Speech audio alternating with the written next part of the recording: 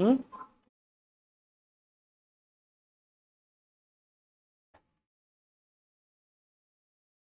Enthalpy लिखे थे, क्या होता है enthalpy? Sum of internal energy and what, है ना, पीवी एनर्जी। और change in enthalpy equal to क्या था भाई, डेल यू प्लस क्या है, पी इंटू डेल्टा वी, और P into delta V equal to equation में क्या लिखा था हम लोगों ने, P into delta V equal to क्या लिखा था भैया, delta N into R T लिखा था क्या, हो गया ना इक्वेशन।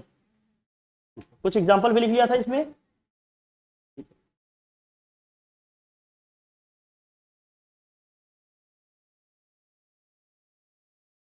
लिखिए limitations of first law of thermodynamics, limitations of what, first law of thermodynamics, फटाफट लिखिए। Limitations of first law of thermodynamics, first law of thermodynamics के क्या लिमिटेशंस थे ये समझते हैं हम लोग।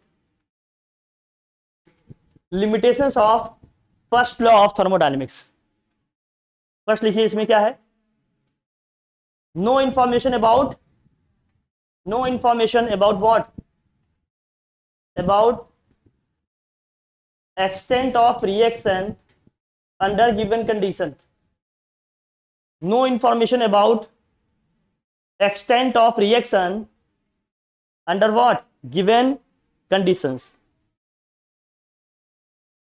मतलब इसमें यह नहीं पता चलता था रिएक्शन किस हद तक होगा और कब तक होगा, रिएक्शन आपका कौन से लेवल तक होगा और कब तक होगा, इससे कोई इंफॉर्मेशन नहीं मिलती है। सेकेंड लिखिए, सेकेंड क्या है, unable to predict, unable to predict the direction or what, spontaneity of a process, spontaneity of process, unable to predict the direction or what, spontaneity of process। इसका मतलब अगर ये सिस्टम ए है, सराउंडिंग हमारी B है, तो इससे ये क्लियर नहीं हो पाता था कि हीट सिस्टम से सराउंडिंग में जा रहा है कि सराउंडिंग से किस में आ रहा है, हीट में आ रहा है। फर्स्ट लॉ ऑफ थर्मोडायनेमिक्स से ये आपको बहुत क्लियर नहीं होता। स्पॉन्टेनिटी का मतलब क्लियर आपको ये नहीं मिल रहा है कि नेचुरली कहां पर ये कौन से डायरेक्शन में हमारा कंडीशन जो भी लगा हुआ है ये प्रोसेस इसमें अकर करेगा, ये नहीं हुआ। अब स्पॉन्टेनियस स्पॉन्टेनिटी क्या होती है इसकी हम बात कर लेते हैं, फिर हम लोग आगे पढ़ेंगे इसमें क्या है। लिख लो थोड़ा सा, जो लिखिए स्पॉन्टेनियस प्रोसेस, हेडिंग करिए स्पॉन्टेनियस प्रोसेस। क्या होता है स्पॉन्टेनियस प्रोसेस, लिखेंगे हम लोग, लिखिए स्पॉन्टेनियस प्रोसेस, स्पॉन्टेनियस प्रोसेस, ठीक है।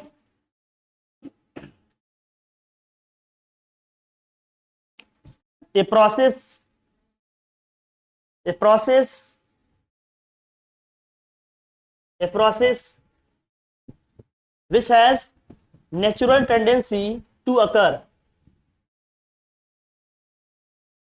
a process which has what, natural tendency to occur,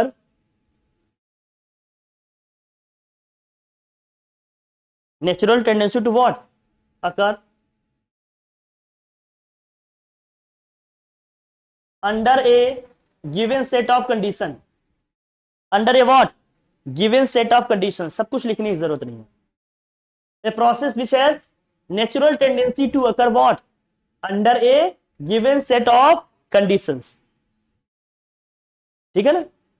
अब जैसे गैस सिलेंडर में क्या है, गैस सिलेंडर में गैस भरा हुआ है, अगर उसका पिस्टन हटा दें तो गैस ऑटोमेटिकली क्या होगी, एक्सपैंड होगी, बाहर निकलेगी कि नहीं, तो कहेंगे क्या है, उसकी स्पॉन्टेनिटी बहुत ही हाई है, बहुत इजीली गैस क्या हो जाएंगे, एक्सपैंड हो जाएंगे, ठीक है।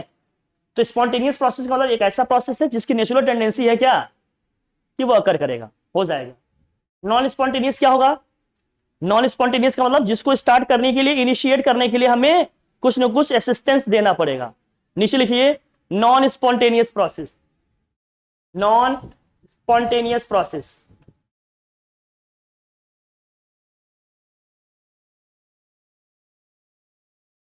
देखो a process which can't, a process which can't occur naturally, a process which can't occur naturally, naturally they can be initiated, they can be what, initiated, मतलब उनकी शुरुआत की जा सकती है। कैसे? They can be initiated by external, by external assistance, by external assistance, by external assistance. आप ऐसे समझना, जैसे किसी हाइट से कोई ऑब्जेक्ट मुझे गिराना हो तो आराम से छोड़ देंगे, नीचे ऑब्जेक्ट क्या होगा, गिर जाएगा। लेकिन अगर उसी सेम ऑब्जेक्ट को नीचे से ऊपर फेंकना हो तो आपको एक्सटर्नल फोर्स लगाना पड़ेगा, अलग से फोर्स देना पड़ेगा उसको। तो इसको क्या बोलेंगे, नॉन स्पॉन्टेनियस है। वहां से जो बॉल हम ड्रॉप कर रहे हैं सीधे नीचे आ जा रहा है, ये कैसा प्रोसेस हो जाएगा, मतलब क्योंकि उसमें नेचुरल टेंडेंसी है गिरने की, लेकिन बॉल को नेचुरल टेंडेंसी है क्या ऊपर जाने की, नहीं, तो क्या हो गया, ये नॉन स्पॉन्टेनियस है ना, कुछ ऐसा समझिएगा मोटा मोटा।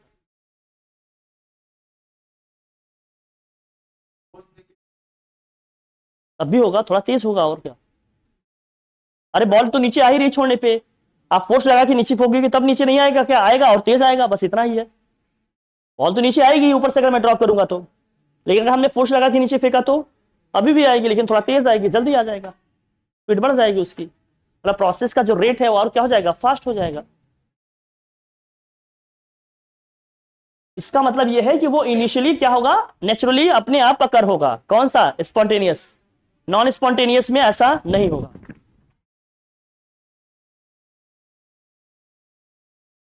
ठीक है, तो स्पॉन्टेनियस का मतलब क्या होगा, नेचुरली अपने आप स्टार्ट होंगे, इनिशिएट होंगे। लेकिन नॉन स्पॉन्टेनियस को क्या करना पड़ेगा, इनिशिएट करना पड़ेगा, आपको स्टार्ट करना पड़ेगा। ठीक, लिखिए, identification of spontaneity, identification of spontaneity, identification of spontaneity, identification of what, spontaneity by using del H, by using del H। del H का मतलब क्या है, चेंज इन एंथैल्पी। और चेंज इन एंथैल्पी हम लोगों ने क्या लिखा था, del H इक्वल टू क्या लिखा था, del U plus P into delta V. इसी को लास्ट में हम लोगों ने लिखा था del U प्लस क्या था ये, del N R A, R क्या था, T। जहां del N का मतलब क्या है, change in number of moles था, आर का मतलब क्या था, गैस कांस्टेंट, टी का मतलब क्या था भाई, टेम्परेचर, और del U का मतलब क्या था, चेंज इन इंटरनल एनर्जी। ठीक है, ये सारी बातें हो गई हैं पहले।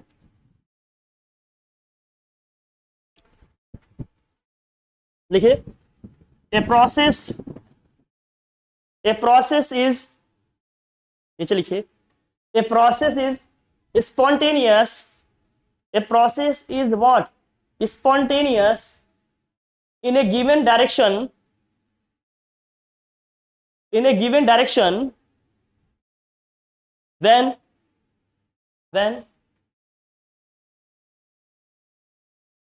energy decreases, when energy what, decreases, when energy decreases। Energy जब डिक्रीज होगी तो चेंज इन इंथैल्पी क्या आएगा, नेगेटिव आएगा। It means del H is less than क्या हो जाएगा, zero. del H is less than क्या हो जाएगा, zero. del H is less than zero होने का मतलब क्या है कि del H क्या आ जाएगा, नेगेटिव आ जाएगा। मतलब चेंज इन इंथैल्पी क्या आ जाएगा, नेगेटिव आ जाएगा। चेंज इन इंथैल्पी क्या आ जाएगा, नेगेटिव। चेंज इन इंथैल्पी क्या आ जाएगा, नेगेटिव। और चेंज इन इंथैल्पी नेगेटिव कब आता है, एक्सोथर्मिक प्रोसेस में आता है। पहले लिखे ना, किस में आता है, ठीक है, याद रखना ये सब आते हैं टर्म्स। तो स्पॉन्टेनियस प्रोसेस में del H क्या होगा, पॉजिटिव होगा या नेगेटिव, नेगेटिव होगा, लेस देन क्या होगा, जीरो। ये टर्म याद रखना, ये सब आएंगे यही, ये सब याद रखने पड़ेंगे आपको, चीजें करनी होंगी तो आपको याद रखना ही पड़ेगा।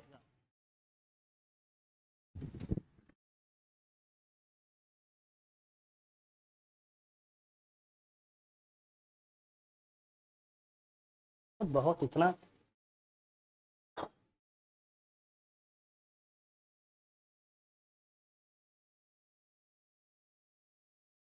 लिखो, ये डेटा बना लो।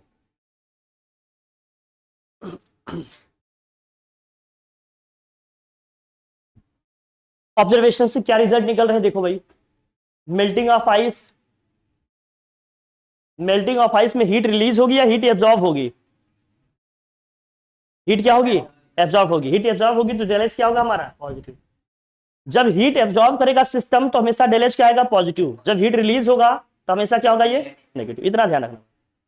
जब सिस्टम वर्क करेगा तो क्या आएगा, नेगेटिव। जब सिस्टम पे वर्क होगा तो हमेशा क्या होगा, पॉजिटिव। ध्यान रखना। इसको मैंने लिखवाया भी था पहले, है ना, साइन कन्वेंशन में। Melting of ice, del H क्या आएगा इसमें, पॉजिटिव। और डेल एच पॉजिटिव आ गया तो भैया प्रोसेस अभी भी क्या है, ये स्पॉन्टेनियस। क्या है ये, स्पॉन्टेनियस। अरे आइस को नॉर्मल ऐसे रख दो कहीं भी, अपने आप मेल्ट होने लगता है कि नहीं, पिघल जाएगा कि नहीं, क्या आपको पिघलाना पड़ता है, अपने आप होने लगता है ना। आइस आपका किसमें कन्वर्ट होने लगता है, वाटर में, लिक्विड में। इवेपोरेशन मतलब वेपोराइजेशन की आप बात करो। आप हीट देते हो ना सिस्टम को, तो आपने बाहर से हीट दिया तो हमेशा डेल एच क्या आएगा, पॉजिटिव। क्या हो जाएगा ये, स्पॉन्टेनियस। ये भी क्या हो जाएगा, कुल मिलाकर ये दोनों प्रोसेस क्या है हमारे, एंडोथर्मिक है। एंडोथर्मिक का मतलब क्या है, आपने पढ़ा होगा रिएक्शन में। एंडोथर्मिक रिएक्शन का मतलब कैसे रिएक्शन होता है, एक ऐसा रिएक्शन जिसमें प्रोसेस में हीट क्या होती है, एब्जॉर्ब होती है। तो मेल्टिंग ऑफ आइस भी क्या है, एंडोथर्मिक। इवेपोरेशन या वेपराइजेशन भी क्या है आपका, एंडोथर्मिक। दोनों ही केसेस में डेल एच क्या आएगा, पॉजिटिव। और ये प्रोसेस कैसा हो जाएगा, स्पॉन्टेनियस। मोटी मोटी चीजें अपने ध्यान में रखिए जो आपके लेवल पे आएंगी लिखने को, करने की। फटाफट लिखिए, आगे बढ़िए भाई, बहुत कुछ अभी पढ़ना है।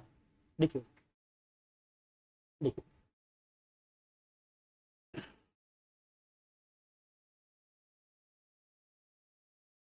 लिखिए हेडिंग एंट्रोपी, हेडिंग करिए एंट्रोपी।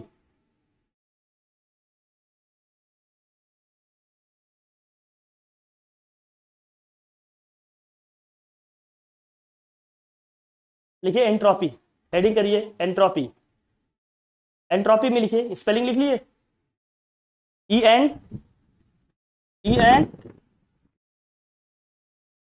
TROPY, entropy. एंट्रोपी का मतलब क्या है, शॉर्ट में लिखिए। इसको कैपिटल एस से डिनोट करते हैं, अभी देखेंगे। एंट्रोपी की किससे डिनोट करेंगे, स्पेसिफिक हीट को भी हम लोग किससे डिनोट किए थे, एस से, लेकिन एंट्रोपी को कैपिटल एस से कर रहे हैं, वहां उसको स्मॉल एस से करते थे। ठीक है, ध्यान रखना सिंबल्स का। एंट्रोपी, एंट्रोपी का मतलब क्या है, द डिग्री ऑफ और what, measurement of, degree of और measurement of disorderness, degree of या क्या लिख रहे हो आप, मेजरमेंट ऑफ डिसऑर्डरनेस और रैंडमनेस। डिसऑर्डरनेस और व्हाट, रैंडमनेस। डिग्री ऑफ या फिर मेजरमेंट ऑफ डिसऑर्डरनेस या फिर what, randomness of particles of a system, of particles of a system, of particles of a system, of what, particles of a what, system is called entropy of the system, is called entropy of the system. Disorderness का मतलब आप समझते हो, disorderness का मतलब समझते हो कि मॉलिक्यूल जो पार्टिकल्स का पोजीशन है वो फिक्स नहीं है, कोई पैटर्न नहीं है। अगर मैं सॉलिड लिक्विड गैस की बात करूं, बताओ किसमें पार्टिकल ज्यादा मूव कर रहे होंगे, गैसेस में। उससे कम, सबसे कम या लगभग न के बराबर सॉलिड में। तो सबसे ज्यादा डिसऑर्डरनेस कहां होगी, गैसेस में। फिर किसमें होगी, और सॉलिड में ऑलमोस्ट क्या हो जाएगा, जीरो, लगभग न के बराबर होगा। तो वही इसमें कह रहे हैं क्या, कि जब मेल्टिंग होगी, जब सॉलिड किसमें कन्वर्ट होगा, लिक्विड में, तो डिसऑर्डरनेस बढ़ेगा कि घटेगा, बढ़ेगा। क्योंकि मॉलिक्यूल पार्टिकल्स की पोजीशन बहुत क्या हो जाएगी, रैंडम हो जाएगी, फिक्स नहीं होगी। तो डिसऑर्डरनेस क्या होगी, बढ़ेगी। डिसऑर्डरनेस बढ़ रही है, इसका मतलब एंट्रोपी क्या हो रही है, बढ़ रही है। फिर क्या है, इवेपोरेशन हो रहा है, लिक्विड किसमें कन्वर्ट हो रहा है, गैस में। अभी भी क्या होगा, पार्टिकल की पोजीशन और रैंडम हो जाएगी, तो डिसऑर्डरनेस और क्या हो जाएगा, बढ़ जाएगा। एंट्रोपी और क्या हो जाएगी इसकी, बढ़। लिख लो इसको फटाफट। जब मेल्टिंग होगा, मतलब कोई सॉलिड किसमें कन्वर्ट हो रहा है, लिक्विड में कन्वर्ट हो रहा है, तो क्या बढ़ेगा, डिसऑर्डरनेस। डिसऑर्डरनेस का मतलब पार्टिकल्स का जो पैटर्न है किसी सिस्टम में, है ना, वो बहुत ही क्या है, रैंडम है। कोई फिक्स पैटर्न नहीं है कि ये पार्टिकल यही है तो यही रहेंगे, उनकी लोकेशन फिक्स हो, चेंज होता रहता है ना। जिसमें जितना रैंडम चेंज होगा उसकी डिसऑर्डरनेस उतनी ही क्या होगी, ज्यादा होगी। और ये सबसे ज्यादा किसमें होते हैं, गैसेस में। फिर किसमें, लिक्विड में। सबसे कम सॉलिड में।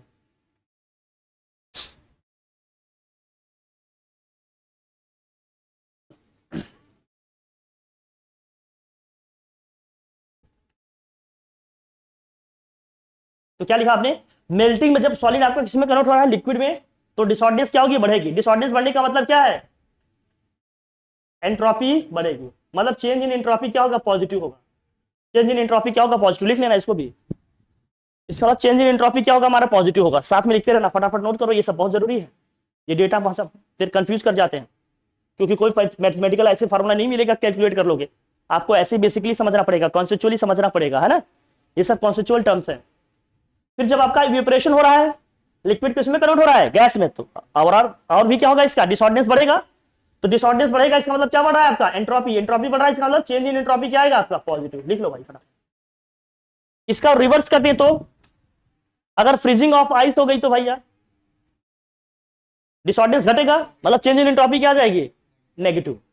बहुत सिंपल है बात, ठीक है। हटाओ इसको, ये सब ध्यान में रखिएगा, ये बहुत जरूरी है।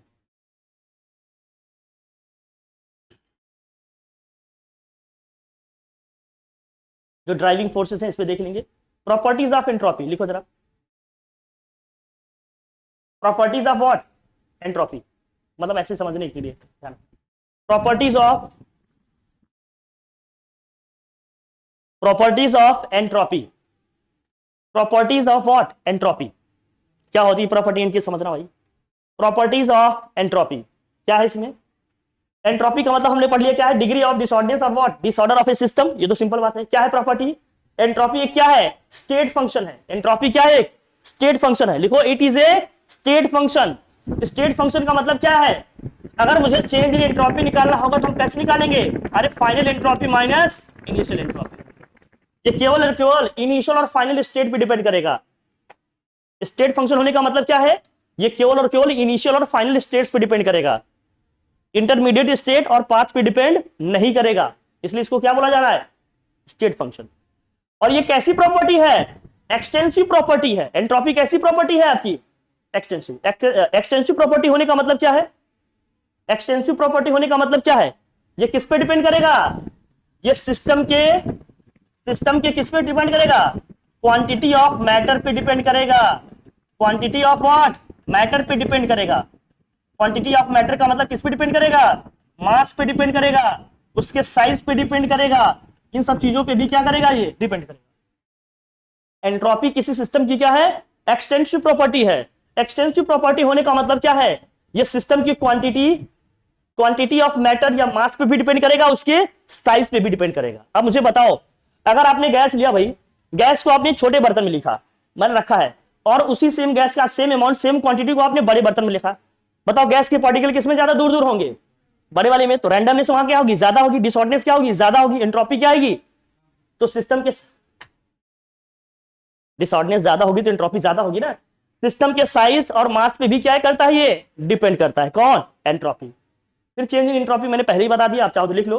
चेंज इन एंट्रोपी कैसे निकलेगा, फाइनल एंट्रोपी माइनस क्या है, इनिशियल एंट्रोपी। और किसी रिएक्शन के कॉन्टेक्स्ट में अगर लिखना होगा तो कैसे लिखेंगे, कैसे लिखेंगे, लिखो, for a chemical reaction change in entropy is equal to क्या होगा, for a chemical reaction change in entropy is equal to क्या होगा, for a chemical reaction change in entropy is equal to क्या होगा भैया, for a chemical reaction change in entropy is equal to क्या होगा,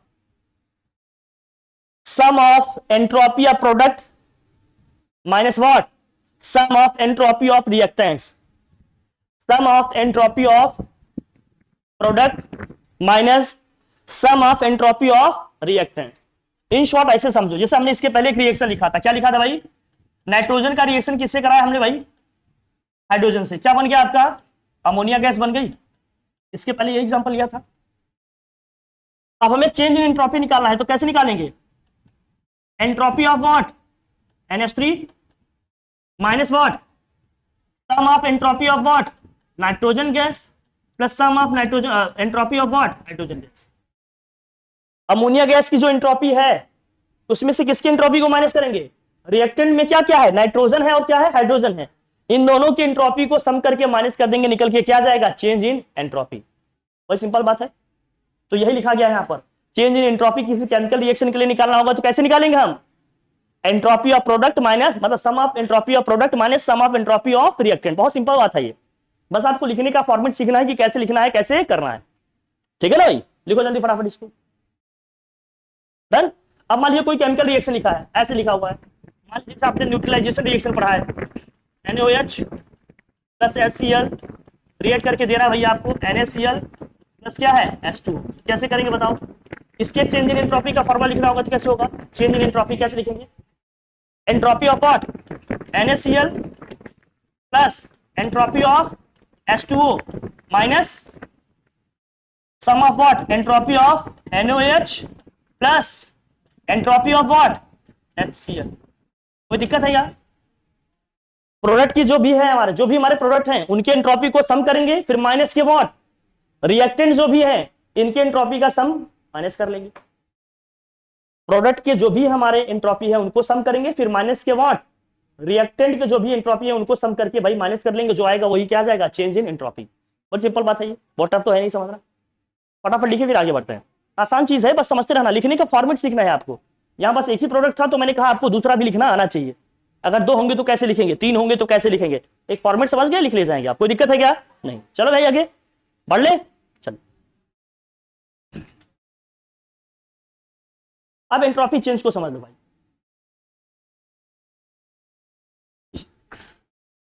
entropy change जब regularity होगी structure में, जब रेगुलरिटी होगी स्ट्रक्चर में कम, तो एंट्रोपी क्या होगी? स्ट्रक्चर में देखो रेगुलरिटी की कमी कब आएगी? जब पार्टिकल्स बहुत रैंडमली अरेंज होंगे। सबसे ज्यादा रैंडमली अरेंज कहां होंगे? गैसेस में। फिर कहां होंगे? लिक्विड में। सबसे कम भाई सॉलिड में तो एकदम डेफिनेटली क्या होंगे? एकदम एक डेफिनेट लोकेशन पे फिक्स होंगे ना, तो वहां पर क्या होगी? स्ट्रक्चर में रेगुलरिटी होगी। यहां लिखा है क्या? रेगुलरिटी स्ट्रक्चर क्या हो रही? डिक्रीज हो रही है, तो एंट्रोपी क्या होगी हमारी? इसको लिख लेना शॉर्ट में। ये सब टर्म्स हमें हेल्प करेंगे।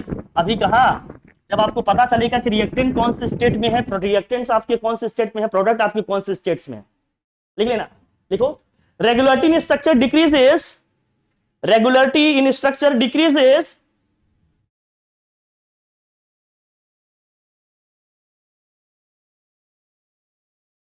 Entropy increases.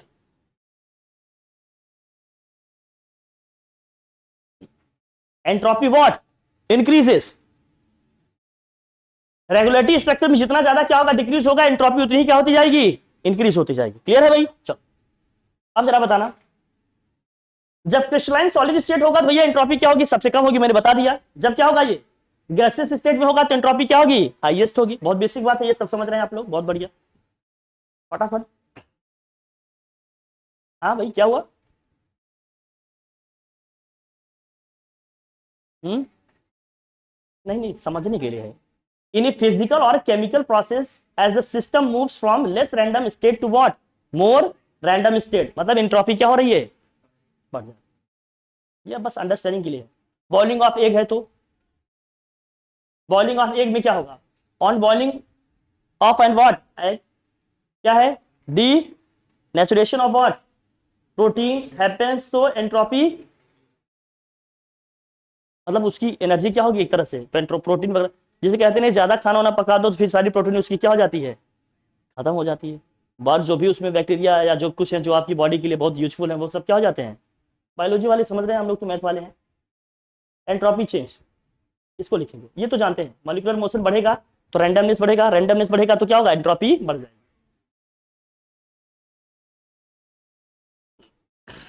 नीचे लिखिए, नोट करके लिखिए फटाफट।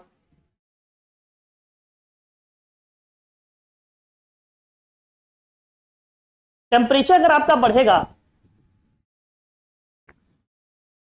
टेम्परेचर अगर आपका बढ़ेगा तो रैंडमनेस भी क्या हो जाएगी? बढ़ेगी। जैसे मान लीजिए आपने किसी बर्तन में क्या लिया? पानी लिया। पानी को आप बॉयल करिए। जब आप देखेंगे पानी को या जो भी लिक्विड है जिसको आप बॉयल कर रहे हो, आप देखते हो ना पानी बहुत तेज उसमें क्या होता है? बॉयल होता है, इस तरह से बाहर निकलता है, ऊपर निकलता है, मूव करना स्टार्ट करता है नहीं, तो रैंडमनेस उसकी क्या हो जाती है? बढ़ जाती है। तो उसका एंट्रोपी भी क्या हो जाएगा? बढ़ जाएगा। वही कह रहे हैं, जब टेम्परेचर को आप बढ़ाओगे तो रैंडमनेस क्या होगा? इंक्रीज होगा। रैंडमनेस इंक्रीज होगा, इसका मतलब क्या इंक्रीज हो रहा है? एंट्रोपी हमारी क्या हो रही है? इंक्रीज हो रही है। एंट्रोपी क्या हो रही है? इंक्रीज हो रही है। एट कांस्टेंट हीट, नीचे लिखिए, at constant heat, at constant heat at constant heat entropy of the system is inversely proportional to what? Temperature. At constant heat, जैसे ही पानी को आप बॉयल करना बंद कर दो, धीरे धीरे क्या होने लगते हैं? वाटर पार्टिकल सेटल डाउन होने लगते हैं, अपनी अपनी ओरिजिनल पोजीशन में आना स्टार्ट हो जाते हैं कि नहीं? तो एंट्रोपी इंक्रीज होती है कि डिक्रीज होती है? तब उस केस में जब टेम्परेचर को आप बढ़ा रहे हो या हीट को कांस्टेंट रखते हो तो रैंडमनेस हमारी क्या होगी? इसकी घटती जाएगी। ये सब ध्यान रखना। एस इज इनवर्सली प्रोपोर्शनल तो क्या हो जाएगा? इट मीन्स लिखो, इट मीन्स लिखो, change in entropy is equal to क्या होगा? चेंज इन एंट्रोपी अपॉन क्या होगा? Change in entropy is equal to क्या होगा? oh,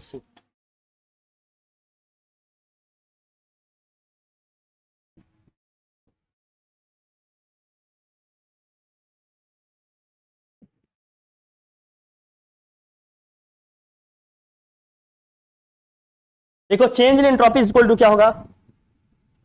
change in entropy D S equal to क्या होगा? डी क्यू अपॉन क्या है? D T. D Q E जो लिखा है इसका मतलब क्या है? D Q R E we लिखा है, इसका मतलब क्या है? रिवर्सिबल प्रोसेस को इंडिकेट कर रहा है। किस प्रोसेस को? लिखो तो डी एस इक्वल टू क्या होगा? लिखो डी एस इक्वल टू क्या होगा? D Q R V upon क्या है? टी है।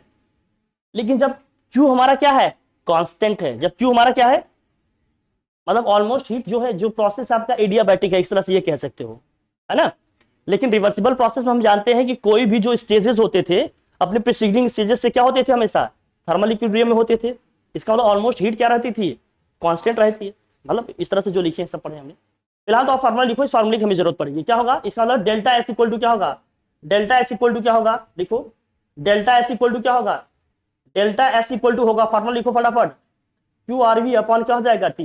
मतलब heat of reversible process upon क्या हो जाएगा? Temperature. Q R E V upon क्या है भाई? टेम्परेचर। मतलब change in entropy is equal to क्या होगा? Heat of the system upon में क्या है? ठीक है बेटा, तुम्हारे दिन आ रहे हैं जल्दी जल्दी। हाँ ठीक है।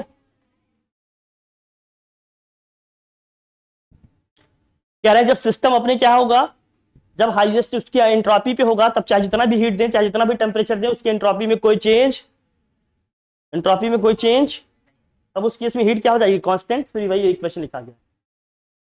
एंट्रोपी की यूनिट क्या होगी इस केस से? लिख लेना भैया। हीट है ऊपर, हीट की यूनिट कैलोरी होगी या क्या होगी? जूल होगी। जूल पर क्या हो जाएगी? टेम्परेचर का केल्विन होता है, जूल पर केल्विन। ये सब तो बेसिक बात है, आप जानते ही है, पता नहीं जरूरत है क्या? बोल भाई। नहीं, लिखो लिखो लिखो, change in entropy in irreversible process, heading करके लिख लो।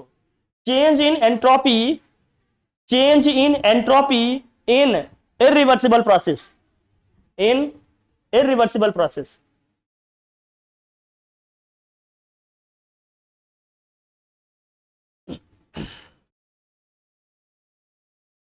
फॉर्मूला लिख लो, ये इस पे न्यूमेरिकल्स आएंगे।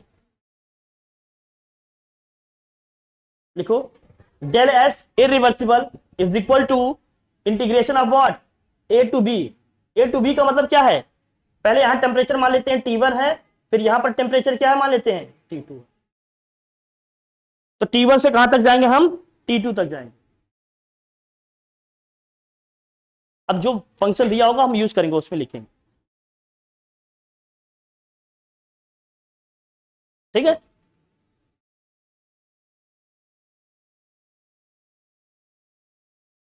इसमें इतना ज्यादा कुछ दिया है, सब बता देंगे तो तुम लोगों का आधा दिमाग ही क्या हो जाएगा। सर तुम्हारे इतना तनाई रह गए तो मतलब नहीं बताने का।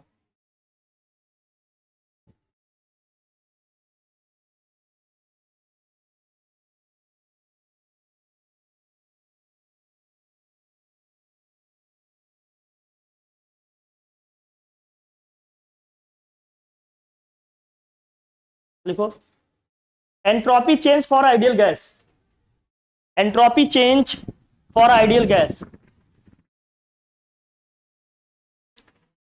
Entropy change for what? Ideal gas.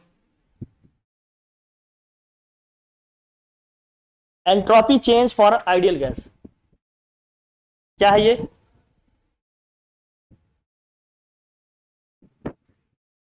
There S system equal to क्या है भाई? एनसीवीएम। एनसीवीएम का मतलब क्या है?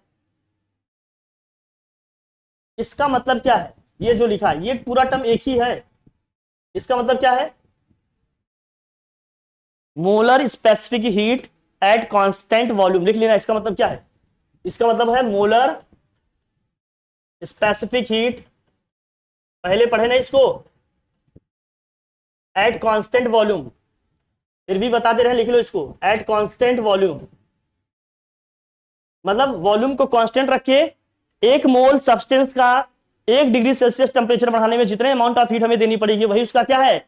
Molar specific heat at constant volume है। ठीक है ना भाई?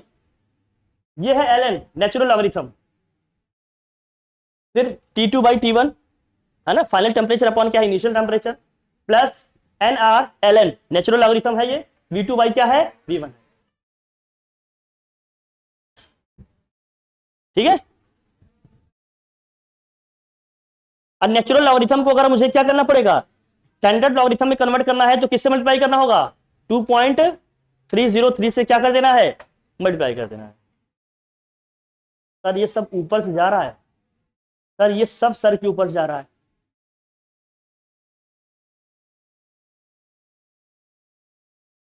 सेकेंड इक्वेशन ये भी लिखो इसी के नीचे, सेकेंड इक्वेशन ये भी लिख लो। Change in entropy of the system is equal to क्या है? NCVM L N T2/T1, T2/T1 NR Ln plus P1 upon क्या? P2 plus NR Ln T2/T1।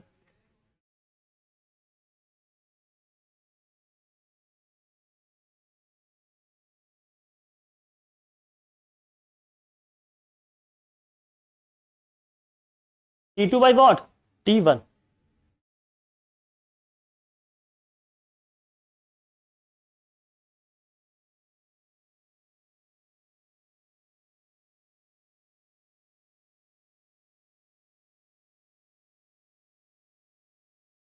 ये रिलेशन हमने पहले लिखवा दिया था, Cp minus Cv equal to क्या है?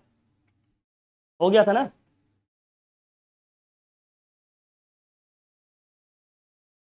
तो सराउंडिंग का भी इसी तरह से हो जाएगा भाई। सिस्टम का लिखे तो यहाँ क्या हो जाएगा? सराउंडिंग का हो जाएगा। कोई दिक्कत नहीं, आराम से लिख लेंगे।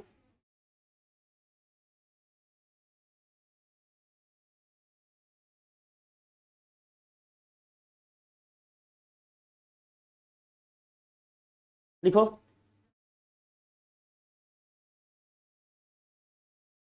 Change in entropy, change in entropy in surrounding, change in entropy in what? Surrounding. Change in entropy in what? Surrounding. लिखो del S surrounding is equal to क्या है? Integration of del Q surrounding upon T है। Del Q surrounding upon क्या है भाई? T है। Del Q surrounding upon क्या है? टी है। ये सब टर्म्स याद रखने पड़ेंगे। लिखो for surrounding T is what? Constant. भाई सराउंडिंग का टेम्परेचर क्या ही चेंज होगा, सिस्टम थोड़ी चेंज कर पाएगा सराउंडिंग का टेम्परेचर। सराउंडिंग सिस्टम का टेम्परेचर चेंज कर सकता है। तो del S surrounding equal to क्या हो जाएगा? 1/T integration of what? D Q surrounding is equal to Q surrounding upon क्या आ जाएगा? टी। भाई टी कांस्टेंट है तो 1/T को बाहर कर लिए। टी कांस्टेंट है ना, तो 1/T को क्या कर लिए? बाहर कर लिए। तुम सुदीक्षा लिखी इसको? पूरा ही लिख ली? कहां तक लिखी? ये भी लिखो, ये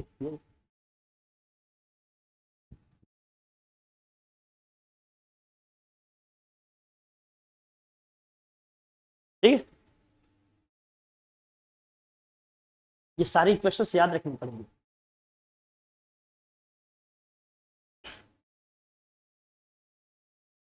लिखो,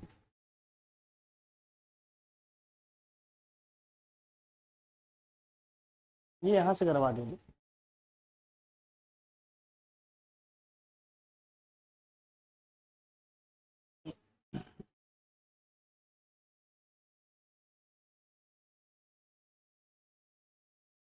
देखिए entropy change for solids and liquids, देखो भाई entropy change for solids and liquids, entropy change for solids and what liquids, entropy change for solids and liquids.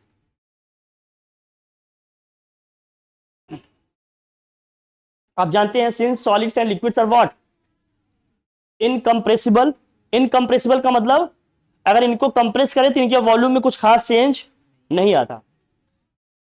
तो solids and what liquids are, solids and liquids are incompressible, that's why what change in volume क्या आएगा, हमेशा zero आएगा लगभग, DV equal to क्या आएगा zero. तो हमारा इक्वेशन क्या आएगा, change in system, change in entropy of the system, equation क्या बन जाएगा हमारा, change in entropy of the system, जो हो जाएगा NCM ln T2 बाई क्या है T1, T2 बाई, बड़े इक्वेशन से याद करने पड़ेंगे। ये चैप्टर जब कंप्लीट होगा ना इसके अगले ही दिन मैं इसको एक बार समअप करूंगा पूरा कि हमें मेन क्या क्या इसमें देख के चलना। हाँ, change in entropy of the system equal to क्या है NCM ln T2 by T1। थोड़ा सा थ्योरेटिकल है, थोड़ी सी चीजें बहुत नई भी है, तो बेटा जल्दी करो भाई, इतना जल्दी, बहुत बड़ा चैप्टर है ये।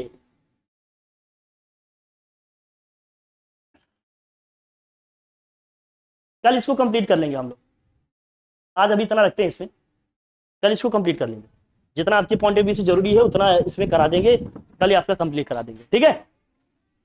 फिर इसको समअप कर लेंगे इसी वीक में या मे बी नेक्स्ट वीक तक कंप्लीट, ठीक है। फिर इसको करो, इसमें बाद में देखेंगे।